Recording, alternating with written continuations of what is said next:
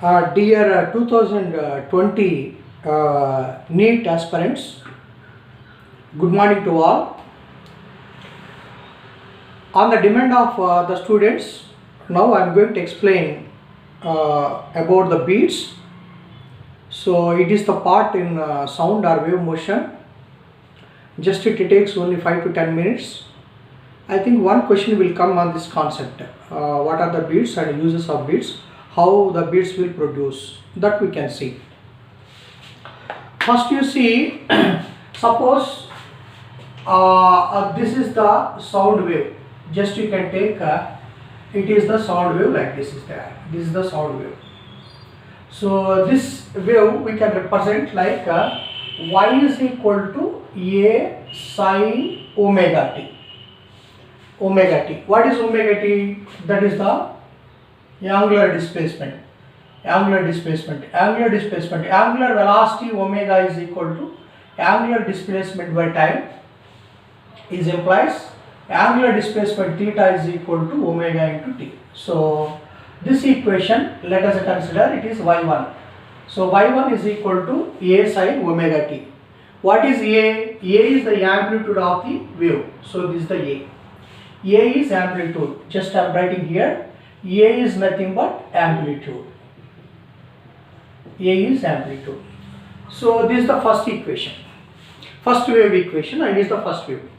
Suppose second wave will start, just to see please.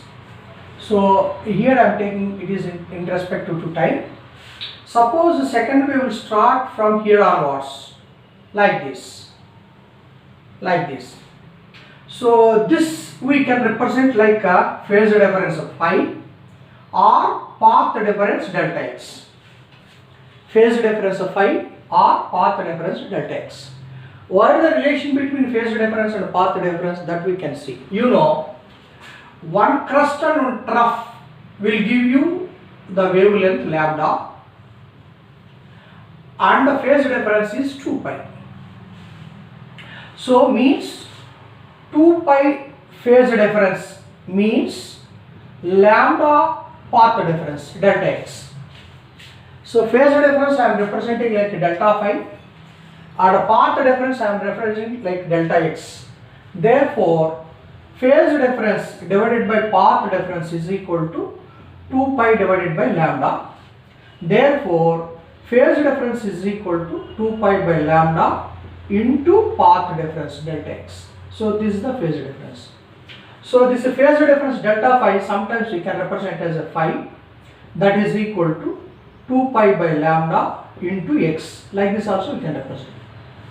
Now see here, this wave is leading.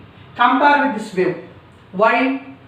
It starts from origin, from here, but it starts with here a little forward. So this wave is leading. So leading equation, for this wave equation we can write y2 is equal to a sin omega t plus phi. What is phi? That is the phase difference. So the phase difference we can write, the phase difference is equal to 2 pi by lambda into x. This 2 pi by lambda also we can call it is as, this is the propagation constant k. So phi is equal to kx. Like this also we can write. So that is the propagation constant. What is k? K indicates the propagation constant. Suppose the wave starts from here onwards. See, a little bit ahead of the first wave with respect to first wave.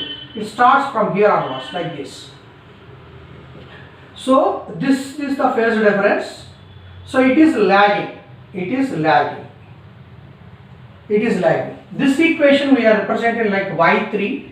y3 is equal to a sin omega t minus phi. Why? Because it is lagging with respect to first wave and it is leading with respect to the first wave. Okay, right. So this is the wave equation representation of the wave. So y1 is equal to a sin omega t. This is the first wave. It starts with origin, but it is a little bit ahead of this one, that is y2 is equal to a sin omega t plus phi. It is ahead means this is leading, and behind of that initial wave or first wave. This is the lagging. Lagging we can represent y3 is equal to y3 means this wave equation, that is equal to a sin omega t minus phi. Okay, right. Now how the resonance will occur, that we can see. Suppose you take two waves like sound waves. Sound waves or whatever it may be, sound waves or light waves, whatever it may be. Just you take the first wave. So this is the first wave, it is coming like this. So this is y1 is equal to a sin omega t. And second wave is also starts from here onwards. Second wave is also starts from here onwards, from origin onwards, like this. So like this, it is also starts from here onwards. So like this, means that between these two, the phase difference of phi is equal to 0. The phase difference of phi is equal to 0. So this equation, for example, if you take the amplitude is A2, therefore y2 is equal to, assume this amplitude is A1, means it is A1, it is A1 sin omega t, and it is A2 sin omega t. For example, you can take. Why? Because there is no phase difference between these two. These two are superimposed together, means crust and trough are superimposed together. Then the resultant amplitude will come like this. Our resultant wave equation will be like this, means these two are in resonance. So because there is no phase difference, so you are getting maximum amplitudes like this. This is called resonance. So what is the resultant amplitude? This resultant amplitude A. Assume it is A. So if you write this equation, y3 is equal to a sin omega t. What is A? A is the vectorial form of A1 and A2. Vectorial form of A1 and A2, that is A is equal to root over A1 square plus A2 square plus 2A1 A2 into cos phi. What is the angle between them? Cos 0. Cos 0 is 1. So that is equal to root over A1 square plus A2 square plus 2A1 A2. So that is equal to A1 plus A2 whole square under root. These two gets cancelled. Therefore A resultant is equal to A1 plus A2. So what is the resultant amplitude here? A is equal to A1 plus A2. We say that it is in resonance. Okay, but see here, it is nothing but resonance. But you see here, the second wave is there, no?